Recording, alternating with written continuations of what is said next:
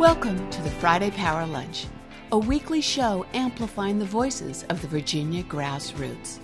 Each week, we provide engaging conversations about politics, culture, and women making change. Produced by the unstoppable women of Network Nova, our motto is, when we vote, we win. The Friday Power Lunch is recorded before a live Zoom audience. Follow us on social media. Subscribe to our YouTube channel and show us some love and become a sponsor through Patreon. The Friday Power Lunch. Badass women getting things done. From Network Nova Live, it's April 12th, 2024, folks. You're on the Friday Power Lunch. I'm Katherine White. Yes, it's my birthday. I'm your host, bringing you the guests, the issues, the action. We like to fuel the grassroots across Virginia, coast to coast, because we get things done. We're badasses. See this? All right.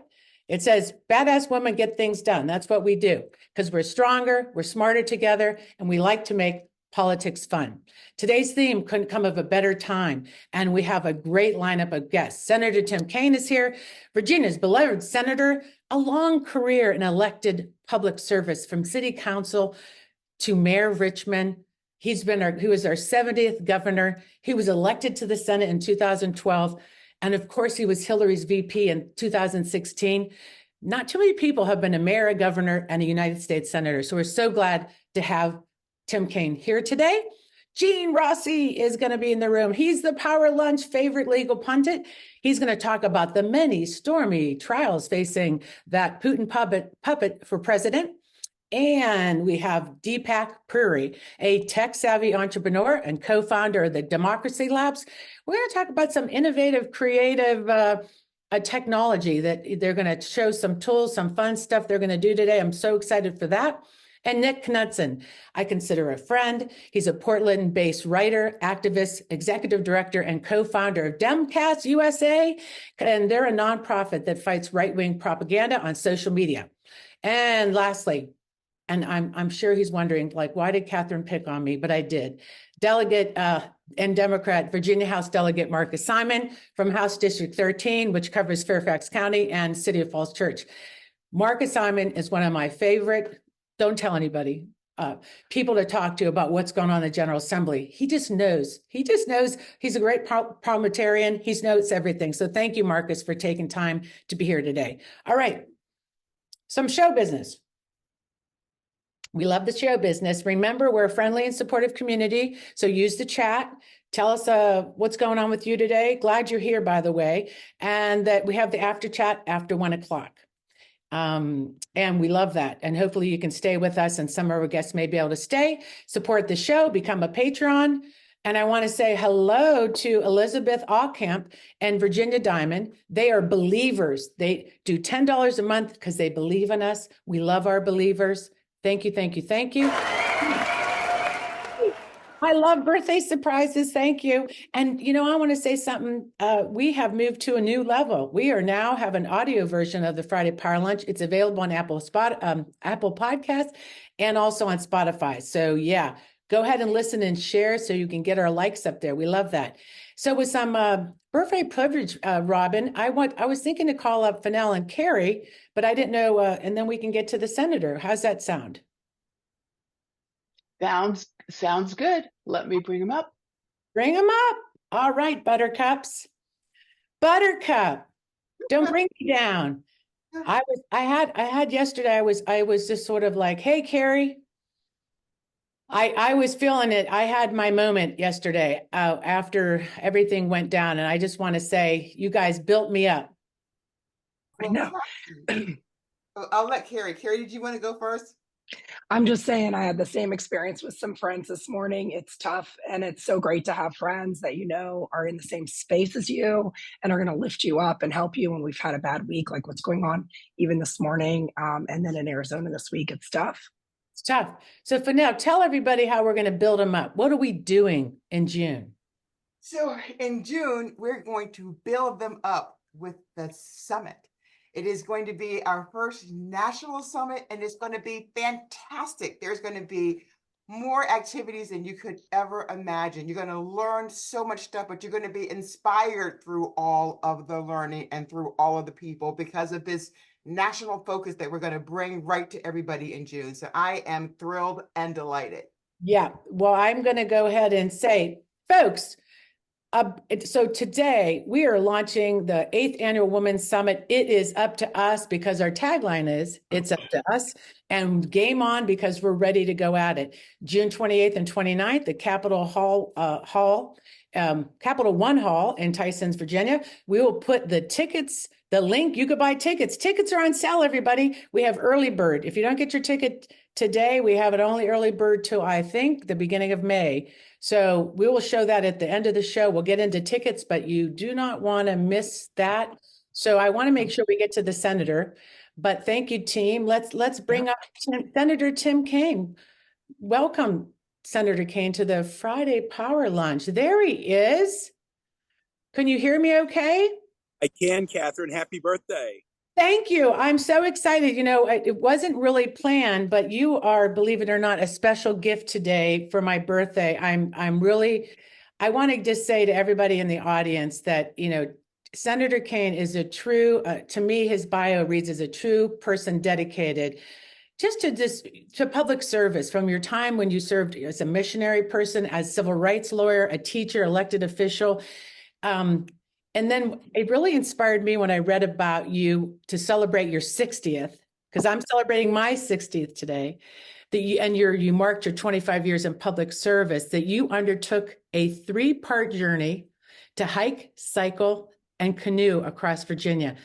That's amazing. I want to start there with you because I think it makes you so special. And I'm wondering if the insights in that time, and now that you chronicle in your book that you wrote called Walk, Ride, Paddle, A Life Outside, did that have impact on how you're looking at this campaign today? I mean, you said it brought you optimism. Are you still optimistic? What can you talk about that? Katherine, yeah, thank you for asking. Last week, I kicked off my Senate campaign with 22 events over 6 days across Virginia. And this week, I launched a book tour. So I've done 3 book events and I have about 10 more between now and Memorial Day. But yeah, when I turned 60, just like you're turning 60 today, I decided to commemorate it in 25 years in public life by the way I describe it is after being on the ticket with Hillary in 2016, I decided I didn't need to go higher, but I needed to go deeper. And my goal was going to be being out in Virginia, but not with a suit and with an entourage, but just people powered, walking, cycling, and canoeing, and interacting with and learning from Virginians along the way. So it really accelerated my advocacy for nature and the environment and battling against climate change. It taught me that nature is a great unifier. I bet many of us were out at the eclipse this weekend, like we were standing next to all kinds of people, some Democrats, some Republicans, some independent. We were all equally awed by the power of nature. And I found that again and again as I traveled around Virginia. It's not, we shouldn't sugarcoat the things that divide us. And yet we can never let go of the fact that there are many things that unify us. And sometimes we have to draw on the things that unify us to give us energy to hopefully make gains on areas that divide us. Yeah. And I wrote this book up and I call it a love letter to Virginia because I moved here 40 years ago knowing one person, but my 40 years of public service and being outdoors has given me a real sense of optimism. And even in tough times, you know, when you're in tough times like right now, how do you interpret the times? Is it are we being punished for doing things wrong, or is the universe pointless? No, I think tough times tell us that we're being tested. Like the Old Testament book of Job, he suffered not, he was being punished. And he didn't suffer because the universe was pointless. He suffered because he was being tested to see in tough times will you still hold on to your principles. And I think Democrats, Americans, we're going through some challenging times, but it's ultimately a test. Will we hold on to our principles that everybody should be treated equally? Will we hold on to our principles that there should be a free press and independent judiciary? Will we hold on to principles that people should be able to make their own reproductive health care decisions. Yes. That's kicked off the campaign last week. My theme was standing up for Virginia, because I want to draw a contrast between those of us, like all of us on this call, who stand up and those who want to tear us down. And that energy between those who stand up and those who tear down is so powerful right now in this country and around the world. We just got to make sure that those who are standing up are those who prevail, and I believe we will. Yeah, it is we're in testing this time in history, and I believe that too. And I want to say that just speaking to people yesterday about what happened, that solar eclipse, that everybody said the same thing. It was like just for so many minutes, there was this unity that was felt. And I think we're in awe that we're on this planet floating around in outer space. And here we are, and we're doing the silliest thing sometimes on this planet to each other, that I love the fact that, bringing it back to you, I think you exemplify for me, as when I look at somebody that's out there, a champion that I'm trying to get into office to make sure that they're representing our rights, that the integrity, the dignity that you've brought to the office and how you treat people, I think it's so important. And the fact that you would go on the trail and just do that and just be connected to earth and the nature just speaks so much about the person you are. So with that, I want to move on to something else, because I think as people in the room, what we want to make sure is, because you're for people in Virginia and also people on the national call, some ideas about when you're in charge of the coordinated, and we're trying to coordinate with you and the Biden team. And your team is doing something, I think, which I'm so excited about, and maybe it's in part because of what we do within the grassroots. We're coordinating already with your team, Jackson Miller, different folks, and they have a grassroots call on April 30th, for instance, that they want us to share. But they right away have been working with us. So what is happening on your campaign? How are you running this coordinated the same or differently? What are your plans to make sure we bring everybody home and also win in 2, bring it home in 7 and 10? What are some thoughts? And 6 and all the other places that people are running that's important? Katherine, a couple of things. First, I do have a spectacular team. Corinne, Charles Dungo, many of you know her, campaign man, fantastic. Sue John is on this call, who came to be well-trained from working with Jennifer Wexton. Yeah. Does a great job. But here's the challenge that we kind of realize is, when I ran for the Senate for the first time in 2012, it was a presidential year, but Barack Obama and Joe Biden were investing heavily in Virginia.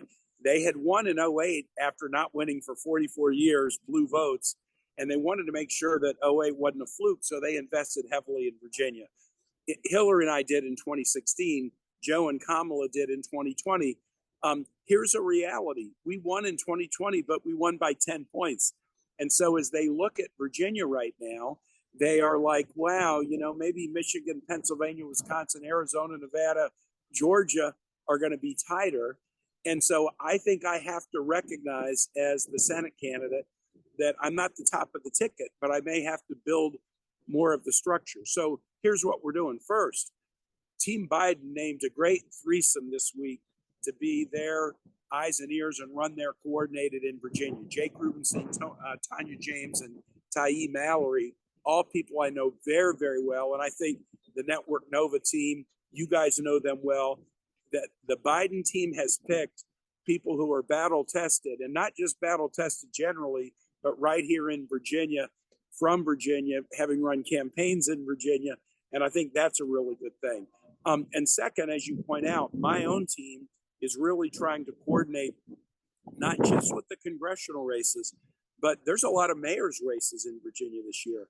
There's a lot of school board and city council races in cities and towns.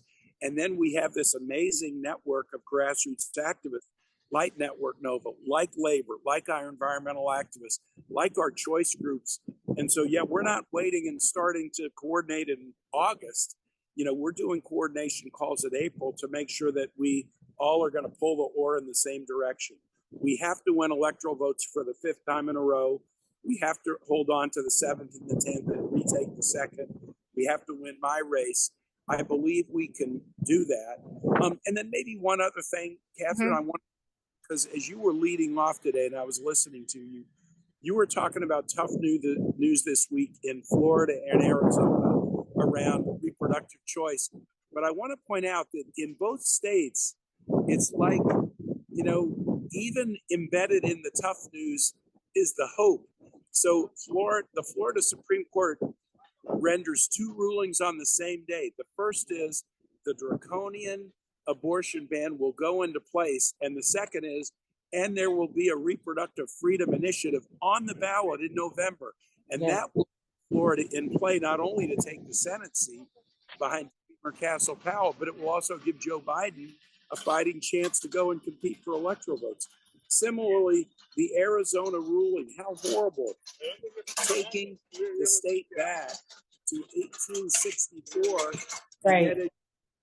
There's a signature campaign right now to get a referendum on the ballot in Arizona.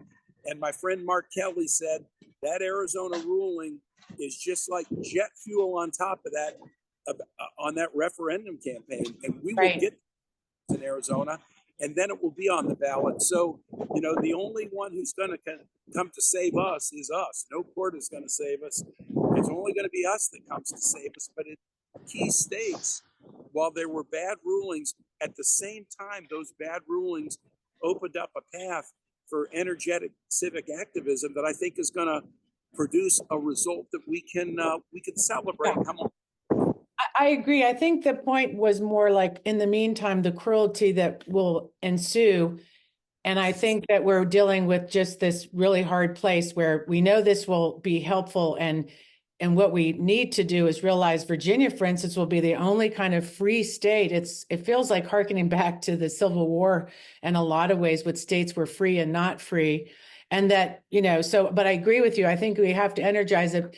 Fixing the problem, we talked about how hard we try to pass the Equal Rights Amendment. We're just up in Congress recently again, and still not having that equality in the law would solve a lot of problems across the states, right? So I appreciate you being here. And any last words? We're going to let you go. I know you're outside over there, and probably on your across Virginia tour, which where are you right now, and where are you going next? Let's wrap that up. I will tell you, I am sitting outside the Russell Senate office building. I've had meetings all morning long about the heartbreaking tragedy in Israel, Gaza. So I've been here in these. I go back for some more meetings, and then I'm actually this weekend. I'm going to go, and my wife Ann and I are going to go visit our daughter in New York City, who's an actor.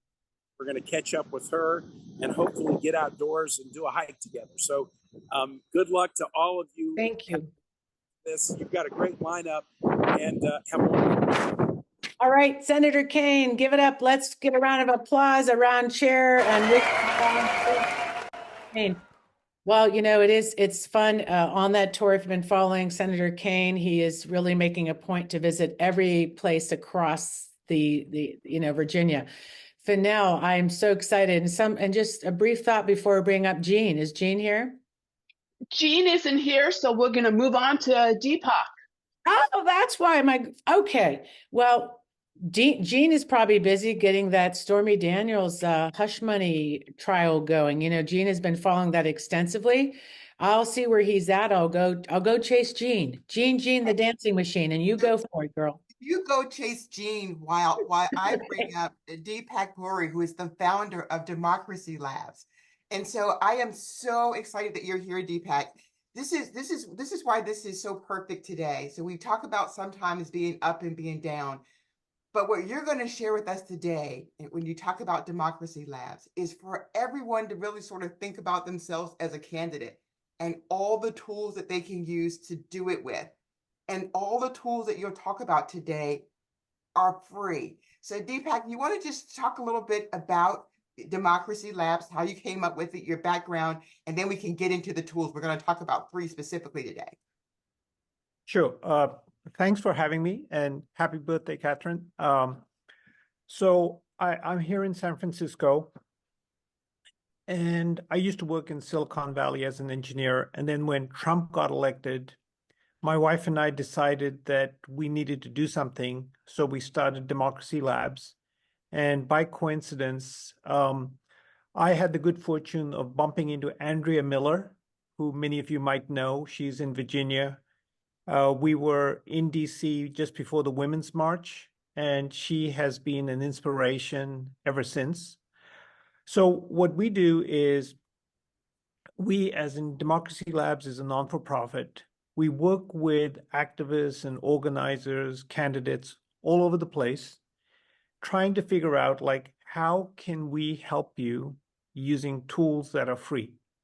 And, there are a lot of things like canvassing and targeting and ads and so on. And what we kind of learned is a lot of people don't have the money, time, or skills, So what we try and do is find the tools which they can use and then explain it to them and say, guys, here's how you can get it for free. And if you need a hand, we'll be happy to help you.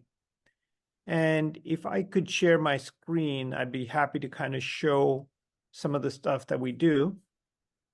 So Deepak, so I think we're going to start with the fact that you guys do bunches of research and resources available. So there's like 2,400 case studies that you make available. So we're going to talk about that first in terms of how folks can get to that easily, unless there's somewhere else you want to go first. No, let's do that. So for instance, this is the website. And like you mentioned, there's 2,400 articles. But the thing that we kind of assume is people are busy, they have limited time. So we want to try and make things interesting and, graphical. So for instance, like someone just mentioned Stormy Daniels. So if one of your listeners, or why don't we do this at random? Give me a topic that you're interested in, or let's let Katherine pick so that we know this is at random. Any topic at all related to politics or organizing. Katherine? I think Katherine stepped away. Let's so since we were just talking about abortion and women's rights, let's do that. Okay, so say for instance, I'm looking at abortion-related issues. So what you did notice was I went into search, I typed in the word abortion, and here's a whole bunch of things that we have. So for instance, like here's an interesting one, which is once they banned abortion in Florida, how much is it going to, because what we want to do is a couple of things. So you'll notice there's a GIF which is playing up here. Mm-hmm. We want to kind of tell people like, okay, what does this action mean to you? Meaning like, if you're now all of a sudden forced to travel out of the state, how much is it going to cost you? And then how far do you have to travel? And so for instance, here, we want to make the point, drive it home in the sense that these decisions that Republicans are making are going to impact a lot of people. And we want to drive that home and show people like, okay, this is how it impacts you. And here are the things where you can find out more and what you can do about it. Like, hey, get a valid voter ID and so on and so forth. So there's like, you could go on, but whatever topic you have, like, gun control, IVF, so on and so forth, that's what we do. So Deepak, this is why I love this, because I always tell everyone that they should talk about what they're passionate about, because we are all messengers. And so this is where you go if you care about guns or if you care about Social Security. You can choose any of those things that you're passionate, and then you can educate yourself. But we also know that people have a short attention span. I call it an attention deficit. And you and I talked about the fact that GIFs and memes are good for that. So why don't we talk about how to do a GIF? Sure. So for your listeners, you have to assume people have, very limited attention span. They might be using stuff on their phones. So a GIF is basically a video, an animated image. So for instance, I'm on my Mac, and tell me if you can see this. So this little screen popped up over here. Uh-huh. Okay. So now I'm going to show you how to make a GIF. So this program, you can basically, it's called LiceCap. See this up here? And the details on it on our website. So I simply go here, I size it. Oh, where'd it go? And then I start recording. So at the bottom, you'll see this thing called record. So I press that, and it says, okay, so I give it a name. And I say, all right, start recording what I'm going to do. And the beauty of this is, once I create a GIF, oh, hang on.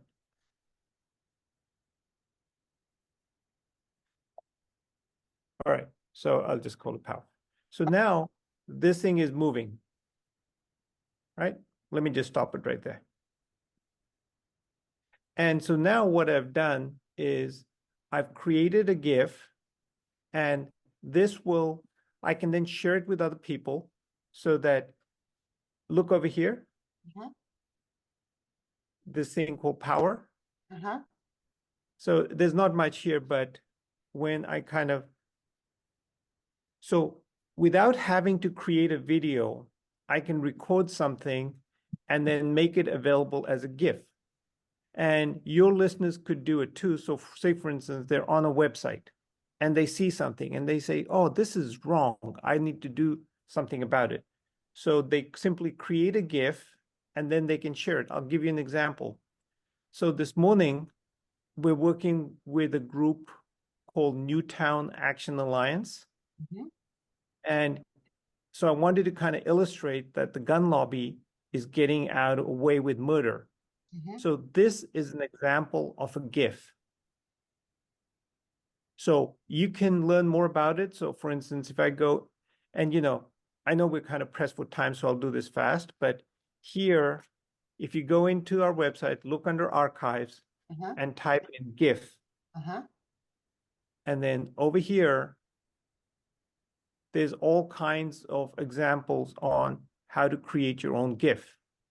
This one's on our Tim Scott, for instance. And these are all examples of GIFs. And you can make your own and share it with people because, again, it's the same thing. People are busy. They're not going to read a lot of stuff, but you have to make your message short and sweet. So the reason that I love this is because one of my favorite people, Linda Hersham, says that you should make injustice public wherever you see it. And this is our opportunity when we see things that maybe no one's talking about and we think it should be talked about, or we want to share that message, we can do that. So I love this. So Deepak, I want to do one more thing. We talked yesterday about audio and how we can send messages to our friends and family without them having to read an article. Can we do that one? Oh, yeah. So there's an app, and this one, again, it's free, but it's called Audio. And what Audio does is, say, for instance, I want to record, I have a paragraph that I've written, like, let's just say this one. So here's a headline. This is pretty short, but you'll get the idea. So I go in, I open up Audio, and anyone can use it for free. And what it does is, without even recording a podcast yourself, you simply go in, you type in what you wanted to translate, and okay, give me one sec.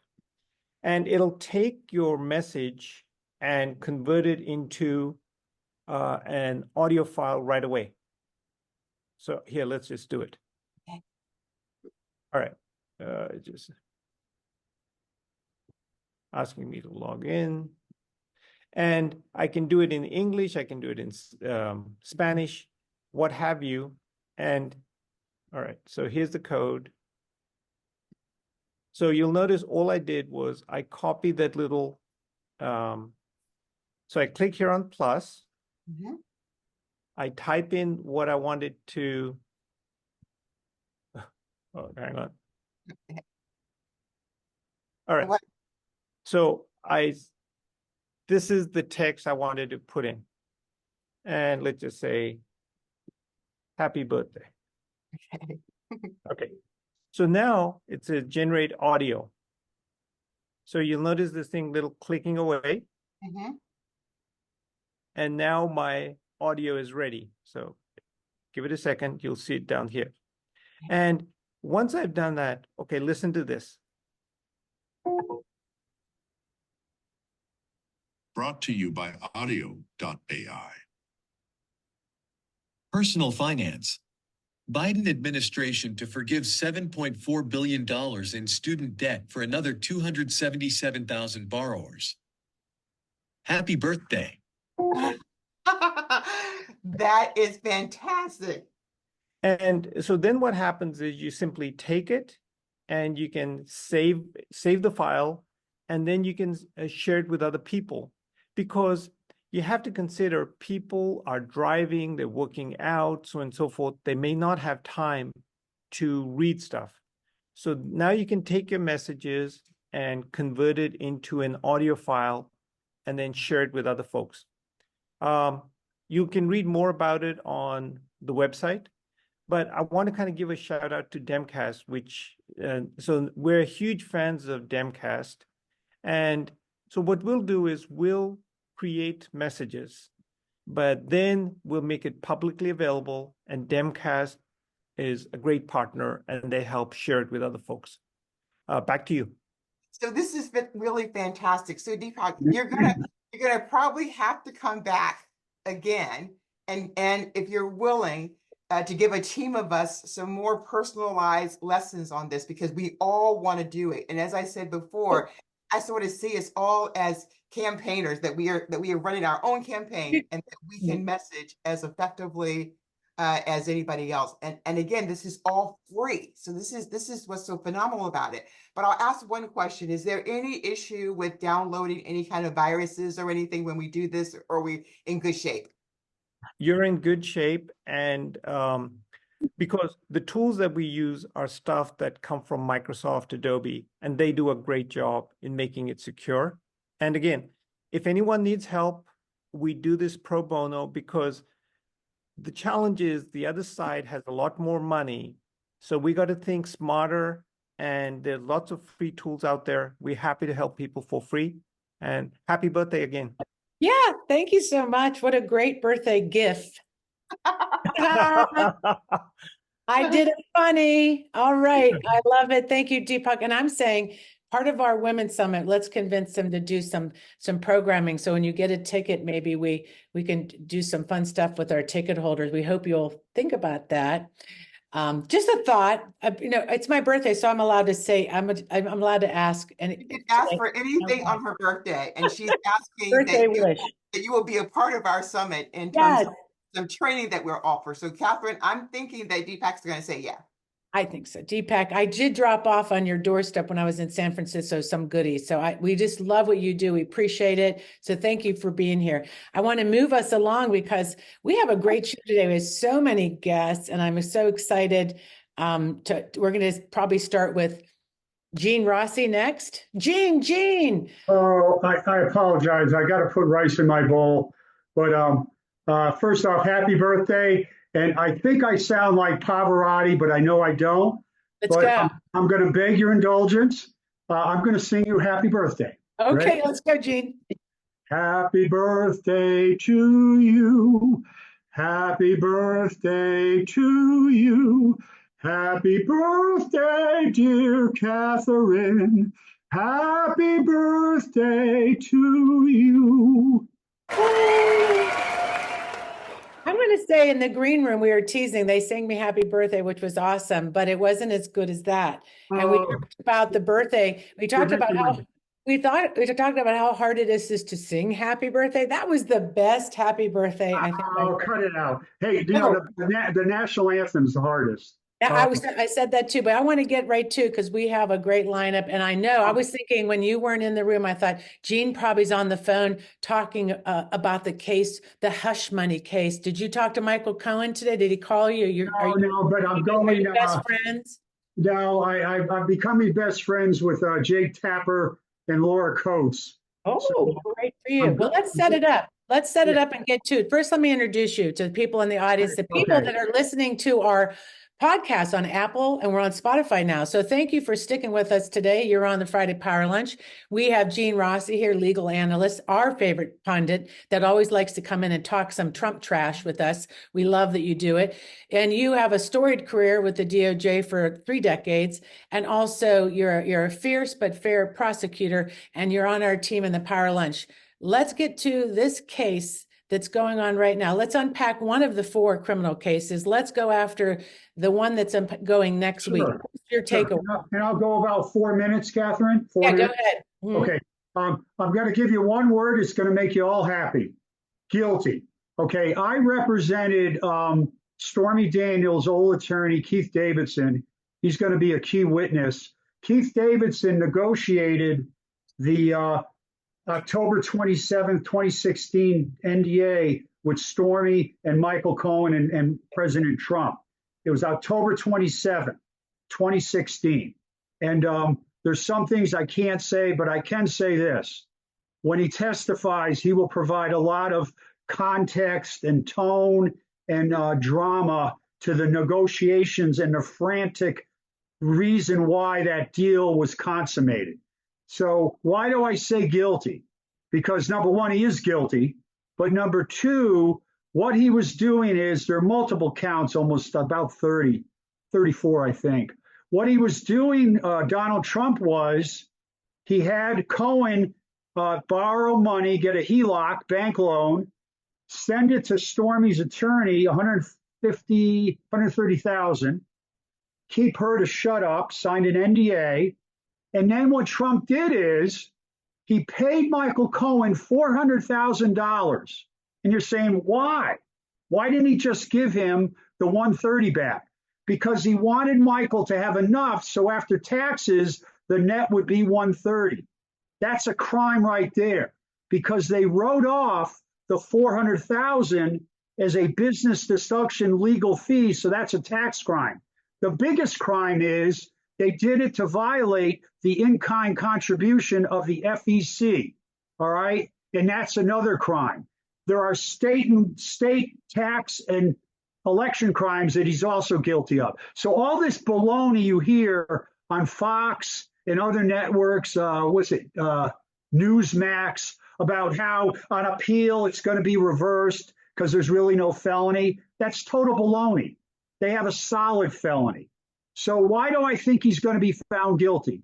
One, because the things he did with not just Stormy, that was a one-time thing.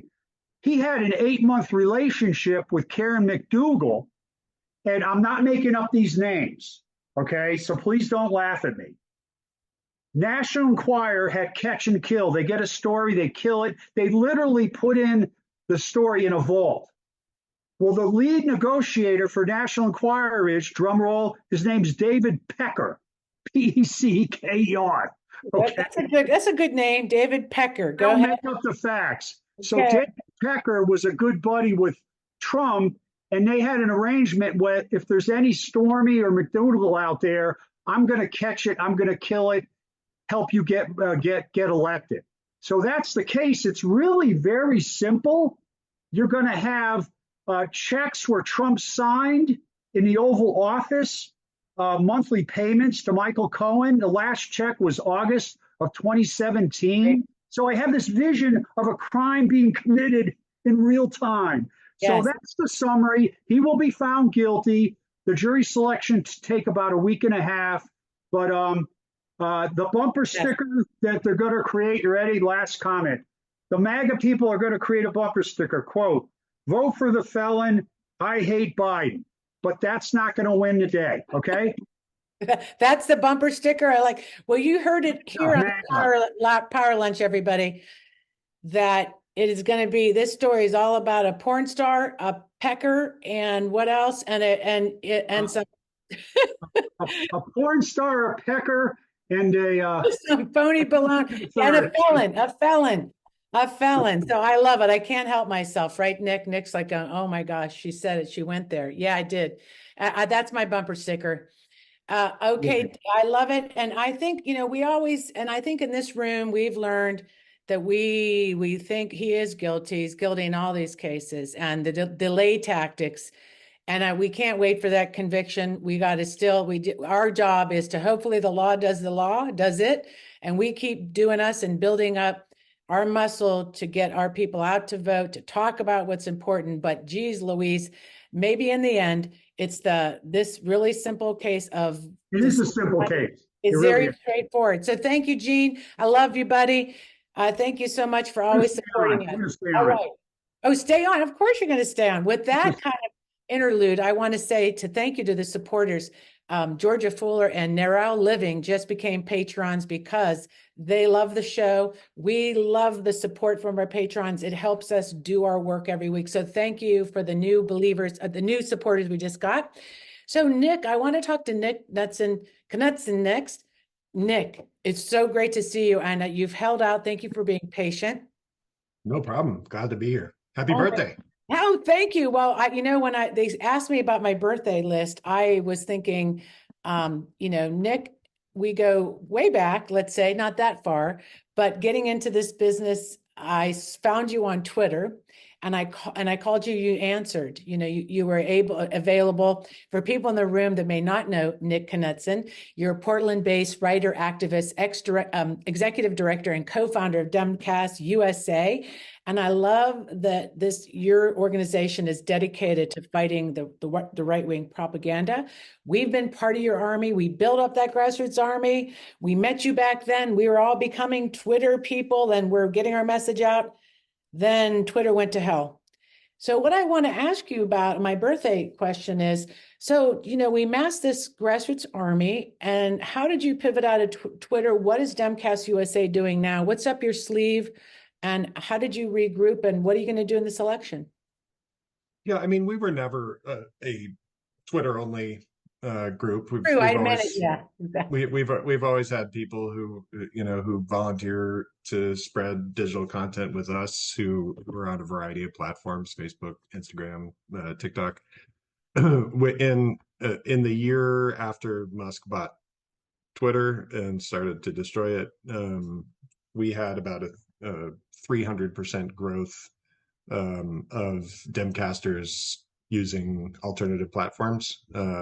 And it's just everything. It's, all the sort of new alternative Twitter type platforms like Threads and Spoutable. Great, right? So you really, all those places. Yeah. So you're saying kind of, because we were on, like you said, social media, different pieces and parts. Because if you know Demcast USA, you may go to their website, and you'll see if you need social media, and you've made some great social media content for us to share.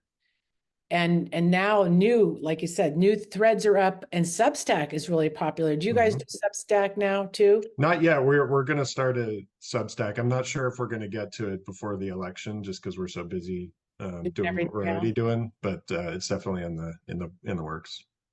Yeah, and tell me too. I felt like you've started a podcast or your own kind of conversations. Tell me other things you're working on that since we last spoke that you feel that are essential to your community, or what Demcast does, and how people in the room could get involved with you.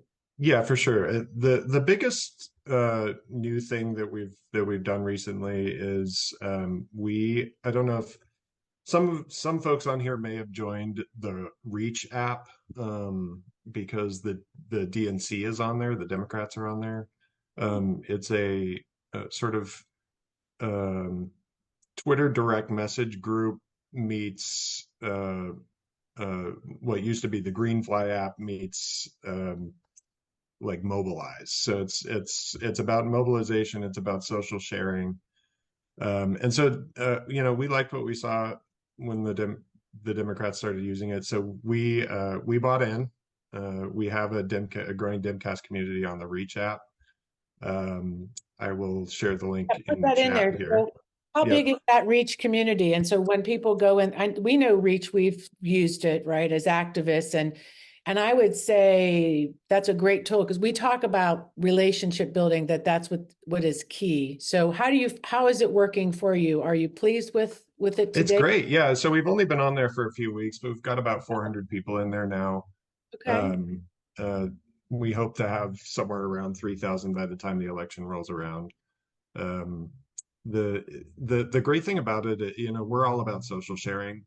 And the great thing about it is that we're able to create these libraries and galleries of just assets, digital assets that people can scroll through. You can, kind of like Deepak was saying, you can select a specific tag. Let's say you want to talk about Social Security online because Donald Trump said he was going to kill it, or abortion or whatever. You're able to click on the tag, and then assets pop up that then you can just really easily share to whatever social platform you're on. So we're and like Fanal said, the Democrats' content on Reach is all produced by the party, so it's fairly vanilla, and we aren't under those constraints. So we have a variety of really sort of everything from just the freshest stuff that's popping up on the internet today, that's sort of newsy and timely, to like evergreen content that you can share anytime. That's from great creators like 11 Films and folks like that. So are you doing anything, this is a sort of on a different area, but for vote, we're really concerned about voter registration, voter contact, that kind of reach. That one thing about, social media and getting the message out, but we know that we're a little bit behind on registration. So what is that? Are you finding that you're doing helpful things in that arena that people can get involved in or learn about? Yeah, we don't do that specifically, but we partner. So we're all about partnership, and we partner closely with groups like Field Team 6 that do a great job on voter registration. And what we do for our part is we just encourage people to share pro-democracy, pro-voting content, sharing registration links in their social feeds to make sure that everybody in your network is registered and ready to vote in November. Okay, so I want to make sure that we have a minute here. Fanal maybe has a question for you, and in the room, if any last takeaways to get people active with you, or if you have insights about this election you want people to know. But go ahead, Fanal. Yeah, sure. Hi, Nick. I'm so happy to see you. Well, first of all, I love Reach. And yes, I was saying that Demcast is a little bit more provocative than the Dems, which I'd love to. And maybe you'll have some thoughts on this. What I think is the content is wonderful. And so for people who want to really get good at Facebook or Twitter or Threads or whatever, this is where you can really curate some really good content, and people will think you're fantastic, but you're actually just taking from Demcast or the Dems, which is really what you want. And I just also want to point out 11 Films, if you want to talk about that, because those are really provocative, and they're sort of like, they hit you right here. And you actually star in one. So you want to just take 30 seconds and chat about that? 30. That's all you got, Nick. Is he there? Is he frozen, or is that just me? I think he's frozen. I think he's frozen too. I love it. Nick is frozen. And no, I'm teasing. Well, he's coming all the way in from Oregon. So I think I gave you the spiel. So I think everybody, you should get on Reach. It will help your social messaging. It will really level up your game. Yeah. Okay. What we'll do is, I'm hoping Nick can stick around a little bit more, but in the meantime, let's get to Delegate Marcus Simon. We're so glad he's in the room. And for folks that are listening, I'm glad you're here with us. We also have a live show that we do every week, so you can see us live and you can see us, hey, in the room. Oh, you have a party hat on. I love you. I finally, after all these years on Facebook, I've seen this little filter forever. I finally have an excuse to put it on. So my virtual party. I'm not going to sing, but I'll do digital tricks for you. I like the digital. It looks like a party hat or a piece of pizza, but I'm glad you didn't come in as a cat, because that would have been too good. my favorite one, when that one lawyer comes in, Judge, I'm a cat. I just remember that was too good. But remember that. Too funny. Okay, listen, Marcus Simon, I thought for this Friday to talk about the reconvene. You are a fox. Look at you, Foxy. That's too good. So you're one of my favorites to talk to about what the heck is going on, because you just, first of all, you have passion and love for the job, and it comes across in just how you are on the floor down there when they're discussing bills. Here we are at the end of session. We're at this reconvene. Can you talk to everybody in the room, even people from across the nation, what Virginia is doing? What does reconvene, what does it really mean? How is the governor performing? How are we performing? What's going on behind the scenes? Give us what's going on? Sure. So in Virginia, it's interesting. A lot of people don't realize the governor has more authority than the president. Everybody thinks it's sort of analogous to what happens in Congress, where the president can veto bills. But in Virginia, the governor has legislative authority as well, right? So he can actually propose recommendations for amendments to bills. So let me back up a little bit. So in Virginia, we're a part-time legislature. We just had our long session. So for us, a long session is 60 days. So we met January 10th and we finished up on March 9th. And that was our 60-day session. The governor then had 30 days from the day we adjourned to tell us what bills he was going to veto, what bills he was going to amend. And then we get back together on April 17th, which is just on this Wednesday, and we take a look at everything he vetoed and all of his recommendations, and we get to vote we may or may not vote on what we're going to do with his veto. So it takes 2/3 to override one of the governor's vetoes. There may be one or two that may be vulnerable there. There's significant bipartisan support, particularly in the area of school construction. And that's a big issue in Southwest Virginia and other very red areas of the state where they want more flexibility to deal with their school construction needs. So there's something there that may be worth looking at. And there's a couple of these other bills where there were over 67 votes for the bills and the governor vetoed them anyway. So keep an eye out for that. And then we have 110. So by the way, just as a matter of scale, typically a governor will veto anywhere from 8 to 15, 20 would be a lot of vetoes. Governor Youngkin this year in 2024 vetoed 153 bills. So when you look at that on a bar chart, his bar is like 5 times as high as anyone you've ever seen. I personally had 7 bills vetoed. I set the record for Democrats. I had the most vetoes, which means they're probably doing something right. But again, in many years, that would have been a full year's worth of vetoes for the entire legislature. And that was just one legislator that took 7 vetoes from the governor. And then the other thing he did, so we have our budget. We do a biennial budget. And so this is our budget year where we adopt a 2-year budget. Typically, a governor will send down some recommendations to the budget, maybe 10, 20, 25. This governor went an order of magnitude beyond that. He sent down 233 specific budget amendments. That's a lot. It's going to be a busy day. We've got 153 vetoes to look at, 110 bills with recommendations from the governor, 233 budget amendments. I don't know if you got it all that up. It's about 600 discrete things in theory we would have to vote on if we take every single one of them up and take a vote on all of those things on Wednesday, which is supposed to be a 1-day veto session. Now, there are some things we can do. As you know, I know some tricks and I have some things up my sleeve. I can't reveal them here, but we may have some ways to shorten the day a little bit and deal with some of these things. I love it. Not having to take specific votes on everything, but let me just say, just real quick to everybody in the room, we're gonna go a little bit over today. Stay with us because we have the after chat. But Marcus Simon, I want everybody in the room to know why I asked you to be here today to talk about this. You brought it. You always bring it. You brought the numbers, the facts, and you delivered as usual. And so that is quite incredible. For one day, you have so much, and you're saying you do have some ways to deal with that.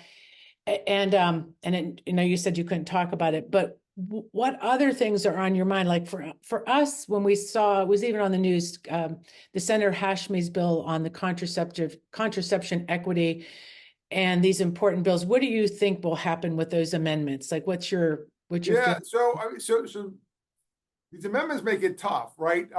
Because we have today, we have the meeting on the 17th to override the governor's vetoes, adopt his recommendations. If we reject the governor's recommendations to some of these bills, it goes back to him.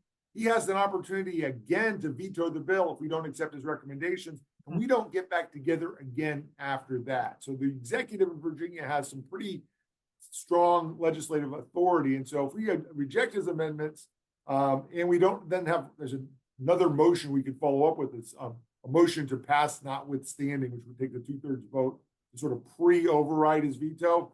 But that's pretty hard to get to. So the question with some of these amendments is, how badly does it damage the bill? Are we going to be better off without it now?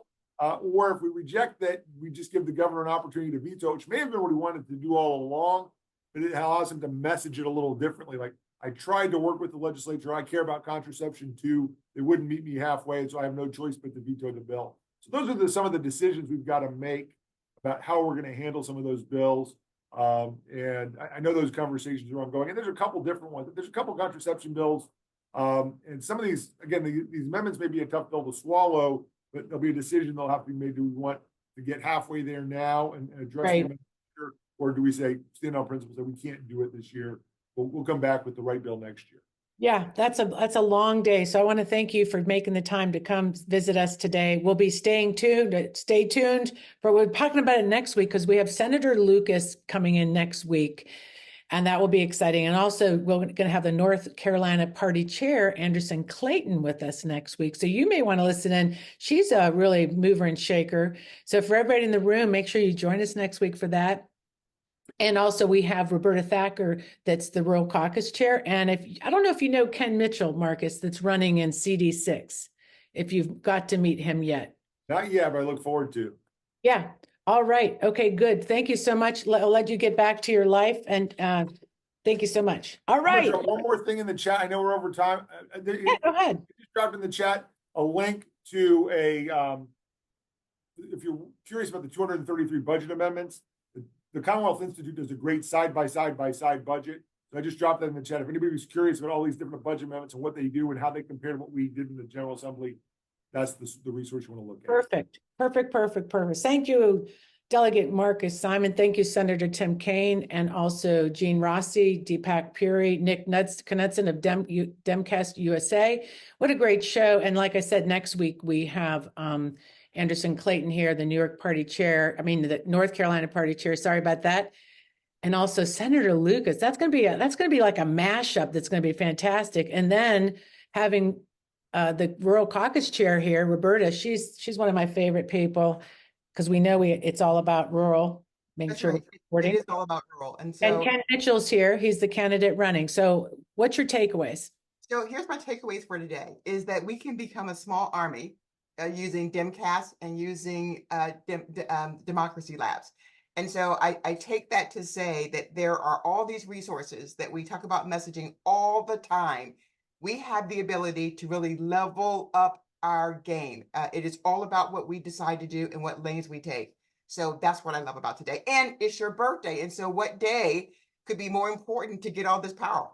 Well, I was laughing because, Senator Tim Kaine had this big moment. He's paddling, canoeing, hiking for his 60th. And I'm having a big meatball splash party. And we have a meatball contest. I have 11 entries. So I'll let you know how that turns out. That's so fun.